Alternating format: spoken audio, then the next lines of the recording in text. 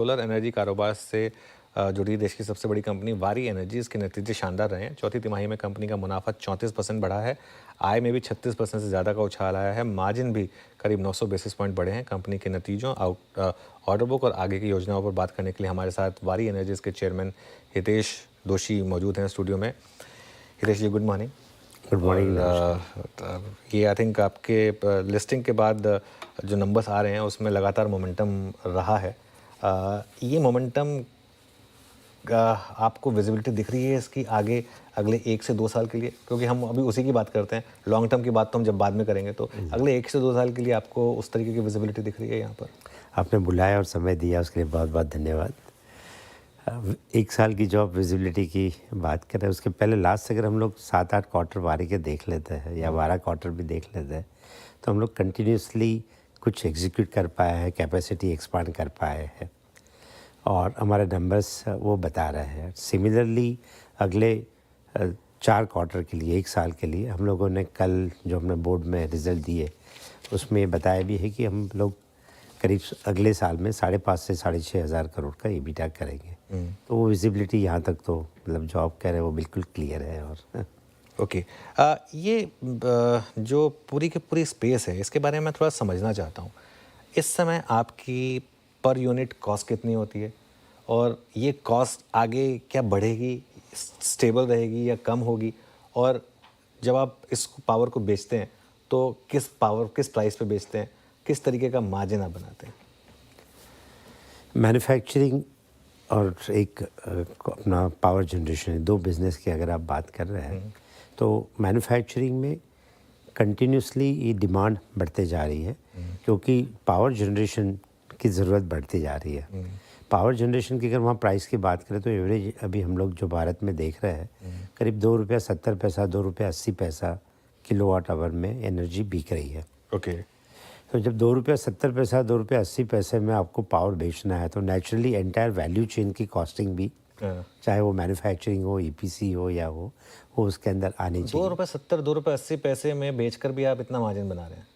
ये इसमें 3-4 मार्जिन्स होते हैं। ओके। सारे वैल्यू चेन में। ठीक है। इन्वेस्टर अपना मार्जिन बनाता है, EPC वाला अपना है, मैन्युफैक्चरर अपना है, और फिर ऑपरेशन मेंटेनेंस का एक होता है। तो आपका तीनों में से किस में सबसे ज़्यादा जो रहता है? हम लोग सारे में है, बट सबसे ज़्यादा जो है वो मैन्युफैक्चरिंग में है। मैन्युफैक्चरिंग में हमने क्या किया कि हम लोग कंटिन्यूस कैपेसिटी बढ़ाते गए।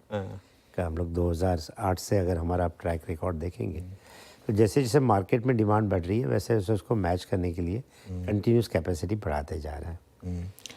तो एक और चीज़ जो मैं पढ़ रहा था, मैं आपकी कंपनी के बारे में पढ़ रहा था कि करीब 3-4 साल पहले तक आपका US एक्सपोजर काफ़ी था। जी। आई थिंक 70-75% आपका US से आता था। तो क्या आपने ये पढ़ लिया था कि ये सब होने वाला है, डोनाल्ड ट्रंप आके ये सब करने वाले हैं? और ये मतलब अब आपका वो जो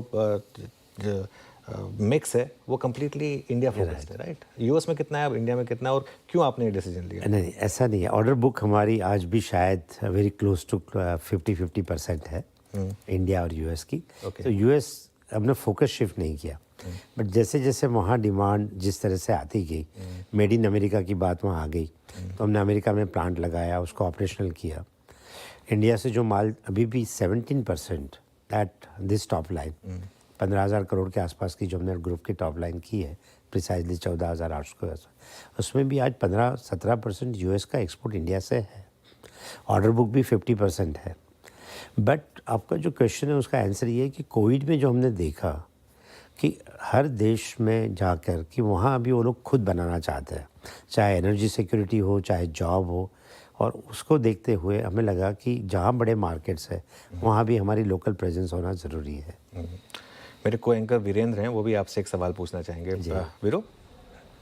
हितेश सर नमस्कार। ये मैं पूछा सर, FY26 के लिए आपका exactly total outstanding order book क्या है और उस ऑर्डर बुक पे आप किस प्रकार का एबिट एक्सपेक्ट कर रहे हैं फॉर FY26?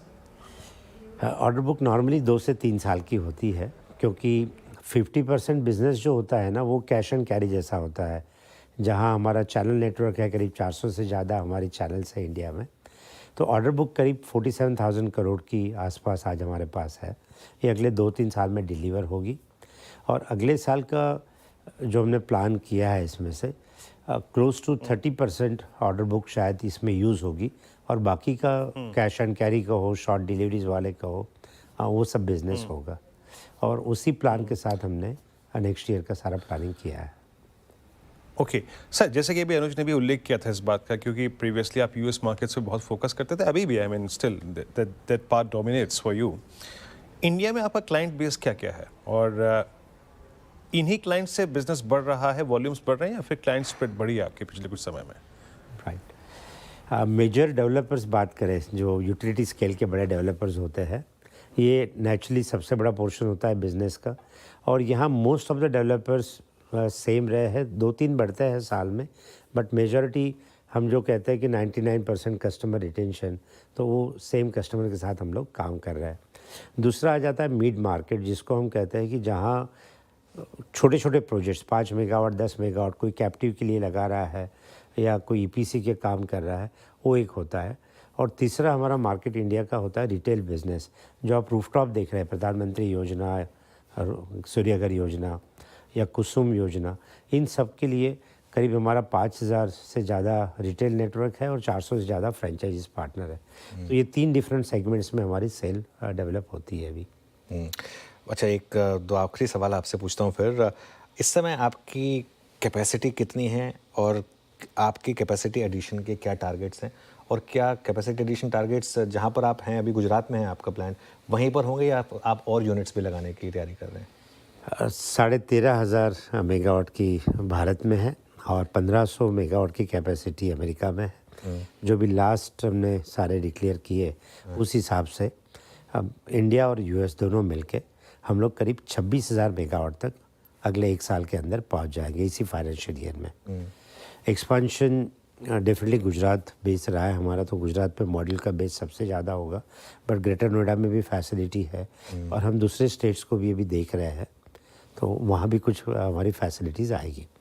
इसके अलावा सोलर सेल होता है, सेल की कैपेसिटी हमारी अभी 5 गीगावाट की है, उसको हम बढ़ा रहे हैं, इंगॉट वेफर बढ़ा रहे हैं।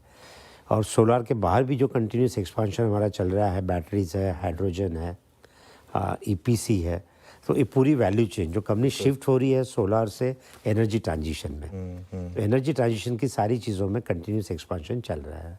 ओके अच्छा, आप एक कैश रिच कंपनी है, आपकी बुक पर कोई डेट नहीं है और आपका कैश फ्लो कितना 8,000 करोड़ के करीब है? जी। तो अब और आपके आईपीओ को भी बम्पर रिस्पॉन्स मिला था। जी। आईपीओ प्राइस से काफ़ी ऊपर स्टॉक भी ट्रेड कर रहा है, हालांकि हाई से नीचे आया है। तो अब शेयर होल्डर्स के दिमाग में एक सवाल ये भी होगा कि आगे डिविडेंड पॉलिसी क्या होगी? अगर आप डेट फ्री कंपनी है, कैश रिच कंपनी है, तो क्या आगे जाते हुए एक डिविडेंड प्ले भी होगा वारी या नहीं? हमारी जो ईपीसी कंपनी है वहाँ हम लोग डिविडेंड दे ही रहे हैं। हाँ, इसमें तो इन जनरल तो ये है कि मैनेजमेंट चाहती है कि डिविडेंड कंटिन्यू शुरू हो। तो थोड़ा सा जो एक्सपांशन का भी हमारा प्लान चल रहा है, ये अभी फोकस उस पर है। उस पर फोकस करने के बाद, बट हिस्ट्री हमारी आप देखोगी जो हमारी दूसरी लिस्टेड कंपनी है, तो मैनेजमेंट की हिस्ट्री ये रही है कि कंटिन्यूस डिविडेंड देते जाना। अब आपकी ये जो 3 लिस्टेड कंपनीज हैं अलग अलग, ये तीनों अलग अलग ही रहेंगी या फिर कुछ आगे फ्यूचर में प्लान है कि? हम लोग बात कर रहे हैं इन्वेस्टरों से, क्योंकि अभी एक और हमने इंडोसोलर एक्वायर की और लास्ट ईयर में उसका इंटीग्रेशन भी सक्सेसफुल किया, उसके नंबर्स भी बहुत अच्छे आए। तो इंडोसोलर भी एक 4th लिस्टेड कंपनी है। ये सारी कंपनियों को लेके अभी हम लोग कंसल्ट करेंगे एंड देन डिसाइड करेंगे। चलिए, बहुत बहुत शुक्रिया हितेश जी, आज आप हमारे स्टूडियो में आए और आपके नंबर्स पर बात की हमारे साथ। सिद्धार्थ जी, गुड मॉर्निंग। वारी एनर्जीज या रिन्यूएबल एनर्जीज, इस पर कोई टेक है क्या आपका? Good morning. देखिए, और कवरेज तो नहीं है, बट जो ओवरऑल व्यू है ये डोमेस्टिक डिमांड पर्सपेक्टिव से काफ़ी पॉजिटिव है। हमें लगता है कि गवर्नमेंट का फोकस रिन्यूएबल एनर्जी पे काफ़ी स्ट्रॉन्ग रहेगा और आगे चलकर भी चाहे वो सोलार हो चाहे वो विंड हो, और हमने हाल में भी देखा कि गवर्नमेंट ने कैसे डोमेस्टिक मैन्युफैक्चरर्स को प्रोटेक्ट करने के लिए रूल्स और रेगुलेशंस और एंटी डंपिंग ड्यूटीज़ की भी बात की है। तो हमें लगता है कि डोमेस्टिक डिमांड काफ़ी स्ट्रॉन्ग रहेगा। यूएस को लेकर थोड़ी सी जो पॉलिसी चेंजेस को लेकर व्यूज़ मिक्स्ड है कि ट्रंप आगे चलकर कितना इस रिन्यूएबल एनर्जी को सपोर्ट करेंगे कि नहीं, वो एक देखने वाली बात है। बट जैसा हमें लगता है कि ये ओवरऑल स्पेस में, चाहे वो विंड एनर्जी हो, चाहे वो सोलर हो, चाहे वो हाइड्रो एनर्जी हो, ये सारे स्पेस में अच्छी ग्रोथ देखने को मिलेगी। ओके, वारी एनर्जीज पर आपका ठीक ही है।